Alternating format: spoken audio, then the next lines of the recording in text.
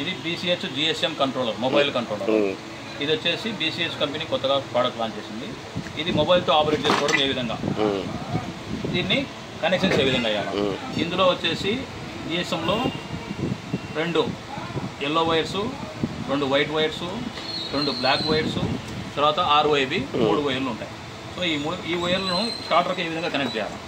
So ఇది మనము old type model, నల్లెన్ మోడల్ డివైస్ తీసుకున్నాము. ఈ డివైస్లో ఈ ఇన్కమింగ్కు ఫిజికాలిటీ తీసుకున్నాము. ఈ RYB ఫేజెస్ 3 వచ్చేసి RYB చేసినాము. RYB తీసుకున్నాము. తర్వాత ఈ ఎల్లో వైర్లు ఉన్నాయి కదా, ఈ ఎల్లో వైర్లు CT కాయిల్ కనెక్షన్ అన్నమాట. ఈ CT కాయిల్ కనెక్షన్ వైఫైస్కి CT కాయిల్ కనెక్షన్ ఇచ్చినాం.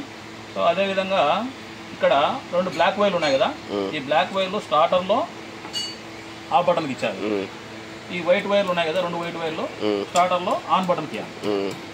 ఈ విధంగా ఇచ్చిన తర్వాత ఇందులో ఇక్కడ స్లైడ్ సిమ్స్ ఇన్సర్ట్ చేసుకోవాలి.